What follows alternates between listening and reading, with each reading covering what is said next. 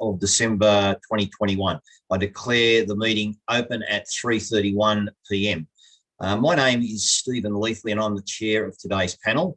Also sitting on the panel today are expert members Linda Kelly and Heather Wharton, as well as community member Robert Stass.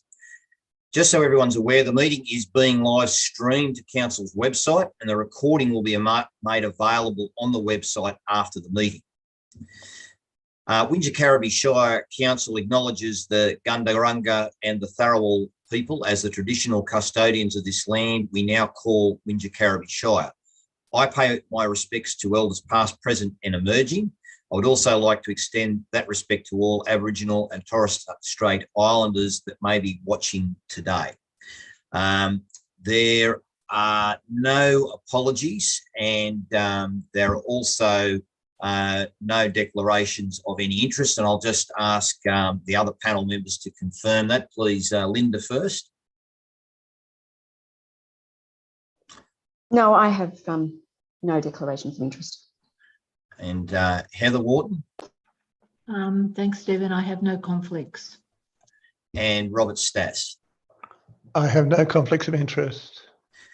The council website contains a copy of the operational guidelines for the panel meetings, but I'll summarise the most important points here.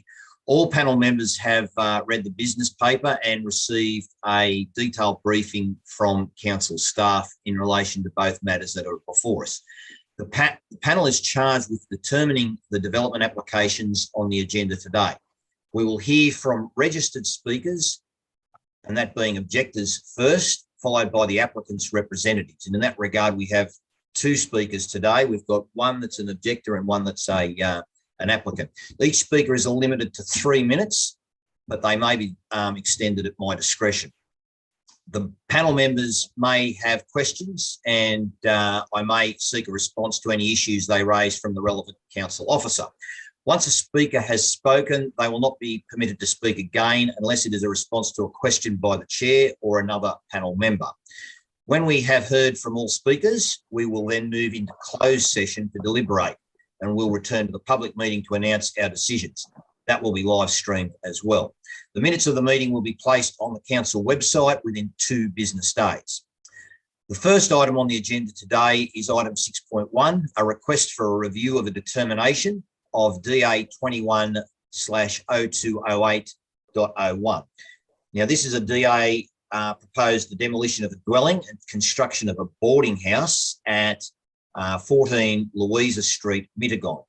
Our first speaker, and I'll ask Denise Welsh, who will be addressing the panel as an objector to the proposal and for the staff recommendation. Are you there, Denise?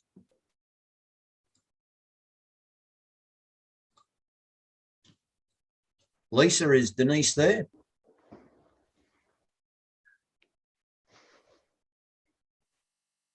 I think Ian's just allowing her into the lobby now, I believe. Okay. She was there, but she dropped off.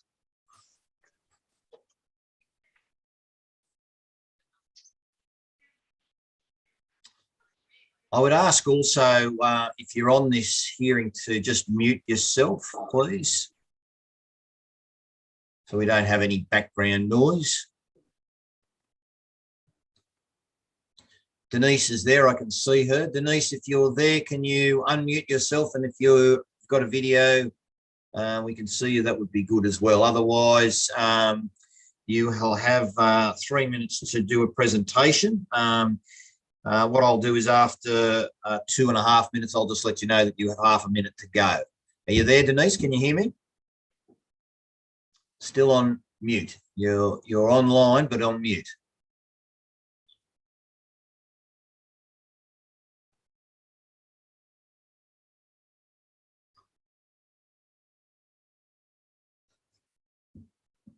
Denise, if you can hear me, are you able to unmute yourself or put something in the chat?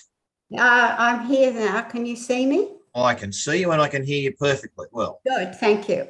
I'm So sorry. you're here to speak in relation to the boarding house. That's correct. Did you hear what I said? You have 3 minutes to speak. I'll let you know when you've got 30 seconds to go. Thank you very much for the opportunity to address the panel. As you can see from my submission, I reside at 2 Leopold Lane, but I've also been asked to speak on behalf of my neighbours who have made independent submissions, but through work and other commitments can't appear before you. We have separately considered the detailed report prepared by the consultant town planner, the conclusions reached, and the 10 reasons itemised in Schedule 1 on page 28. We concur that the proposal is an overdevelopment of the site. It contravenes the letter and spirit of several stipulated and legal requirements set out in the SEP Affordable Rental Housing. It is not compatible with the Heritage Conservation Area, nor does it comply with clauses C 1.5, C 2.4, C 2.6, and C 2.14 of the Mittagong Township DCP. These violations indicate that the DA should not proceed. We therefore endorse the conclusions reached by the consultant town planner in the report and agree with the recommendation that the application be refused. Thank you. Thank you, Denise. That was very well timed, well ahead of schedule. Yes. I'll just see whether any of the other panel members have any questions for you. Mm-hmm. Has anyone else got any questions? No, I don't have any questions, but thank you, Denise. That was very concisely put. Thank you. Nothing Heather? from me. Nothing from me. Thank you. Robert? No, I don't have any questions. Thank you. So, Denise, I do have a question. Can you just summarise, I see you've read the report and that, but just in your own words, what is the main issue you have with this proposal? What's the main concern, objection you and your neighbours have with this proposal? The main objection was the overdevelopment of the site. They're squeezing.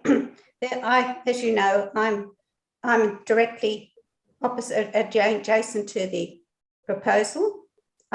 My husband and I bought half the block, so we know the size. And we've got a 3-bedroom cottage on our part, and they're wanting to squeeze in the rest of the block, effectively 9 micro apartments. So it's an overdevelopment. It's going to just dominate the block. So that's our major concern. It's a heritage area. I'm living on a lane, so therefore the traffic congestion and the parking and everything else are primarily of concern as well. But I'm shared with this concern is shared with my neighbours who are in Louisa Street itself, because they realise what the traffic will be. But then also it's the distance from public transport. We know the distance, and it violates the requirement of being less than 400 metres from public transport, etc. Okay. Rightio. Well, thank you very much. Okay. Our second speaker is Jim Allman, who is addressing the panel as the applicant and speaking against the staff recommendations. So, Denise, if you can just mute yourself, please, and I will ask Mr. Allman, is he there? Yes, I might appear as Sue Allman. You do. That's my wife. You do. I am male, as you can see. So, No yes, apologies, but I'm using Sue's computer. No worries. Okay, well, you're right to commence whenever you're ready. Yeah, my only request before I start, though, is we received the revised town planners report late last week. I've got a reply to that, but it may take a little longer than 3 minutes. It's about 5 minutes. Okay, I'm happy to hear you. Okay. So just in response to the planners report, the assessment of the revised scheme, it introduces issues which were never raised in the original assessment. And we note that the original town planners assessment, which recommended approval of the previous scheme, expressed the view that the proposal complied with the requirements of the LEP and the DCP and accepted the proposed landscaping, amount of hard paved area, size of the communal room, boundary setbacks, building appearance, and all of those other issues, all of which are now seen as reasons for refusal, despite having been improved and modified in the latest iteration of the design. We believe we've thoroughly addressed issues relating to the heritage impact and architectural character of the proposal. And contrary to the current planner's opinion, we consider it to be appropriate and compatible with existing residential development in the area, contributing positively to the standard of buildings in the streetscape. Now, our approach to the redesign was to set the building well back from both Louisa Street and Leopold Lane with an equal setback to the north and the adjacent heritage item, balancing the need for a well-presented landscaped corner of the site and adequate landscape treatment to the heritage item to the north. Alternatively, we could have arranged the building so that the Louisa Street frontage was the main frontage and the northern and southern boundaries were in fact side boundaries, which would have allowed us theoretically to have built within 900 millimetres of those boundaries. That would have increased enormously the impact on neighbouring properties and provided less opportunity for landscape buffering. In our view, the proposed arrangement is far preferable as it sets the building away from what is a highly visible street front corner location. Specifically, in relation to the development, the footprint is 34%, which is substantially less than the maximum allowable, which is 50%. The area of soft landscaping is 43%. We accept this is marginally less than the required 50%, noting that this area does not include porches and verandas. And if they were partially converted to soft landscaping, we would otherwise comply with the requirement. Now, in relation to roof pitch and height of the building, we deliberately modified the design to a traditional roof pitch of 35 degrees. And it's worth noting that if we lowered the roof pitch to 27.5 degrees, we would have been able to reduce the height of the building to the 6 metre height limit. We considered this unnecessary for a couple of reasons. The slope of the land up to the north to the adjacent heritage item being one of them, and the fact that the height limit is only exceeded in a small central portion of the roof and well away from adjacent boundaries.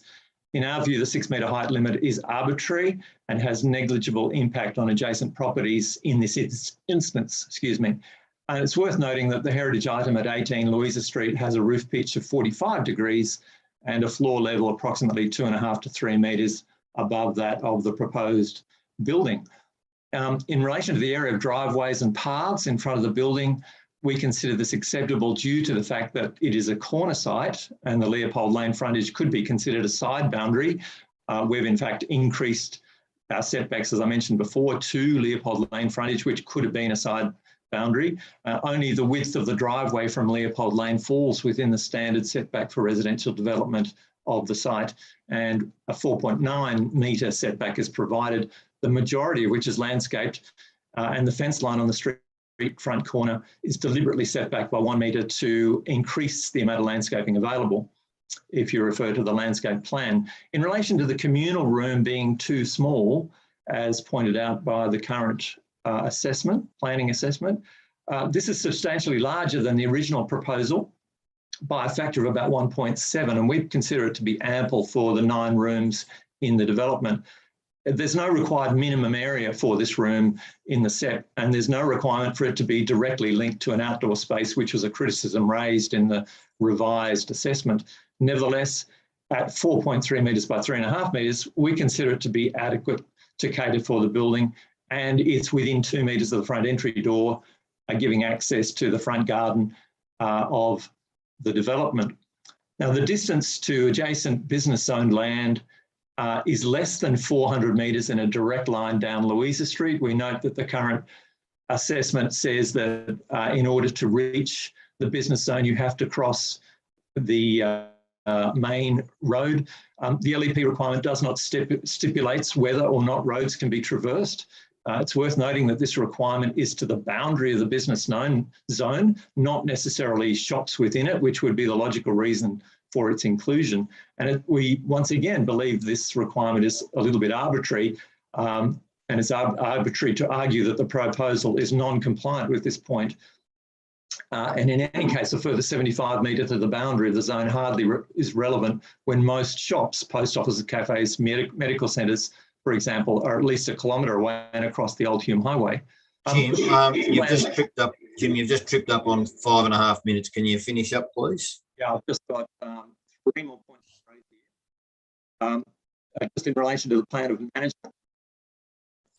We believe this, he was suggesting, the previous planner suggested this could be a condition of consent, and we believe that to be a reasonable requirement. We think the redesign does adequately address all of the reasons for refusal in a positive way, and we believe it is acceptable, and it is relevant to the heritage setting, and arguably better than most of the development on Louisa Street itself. It's interesting to note that at 26 Leopold Lane, there's a similar boarding house development, which arguably is of a lesser architectural quality than the one that's currently suggested is not good enough. And finally, I just want to make a general comment here in relation to the lack of available low-cost housing in New South Wales, and it's staggering, and I'm sure everyone's aware of this, given the media coverage, and particularly given the extraordinary rise in houses in the house prices in the Southern Highlands. There's a desperate need for additional low-cost housing stock currently not being met, and it's interesting to note that in March this year, Community Housing Industry Association New South Wales CEO Mark Digatardi stated that there's a current shortfall of more than 200,000 social and affordable homes and 50,000 households waiting for social housing. And of those seeking homelessness support in 2019 to 2020, more than 2/3 were women or girls, many of whom were caring for children, 67%. In fact, women over the age of 45 are one of the fastest growing groups of people who are homeless in Australia, and it's time for the community at large to recognise this growing crisis.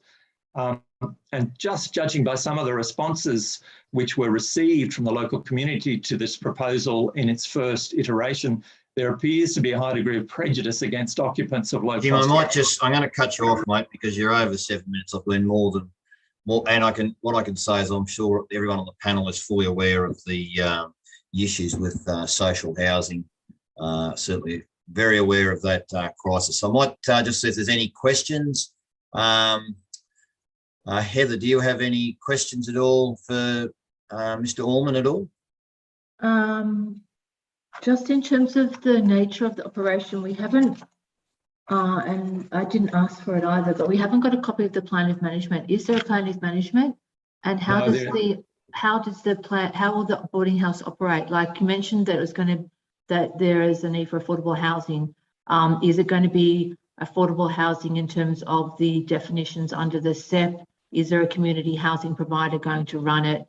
What will make it affordable, and how will it operate? Will people have their own linen? Will people need to provide their own linen? Will linen be provided? Will all the rooms be cleaned? I have no idea about how the actual operation will proceed. So that was my question about the operation and the plan of management. This is a private development, which, as you may be aware, is covered in the SEP, and there is no requirement for an on-site manager.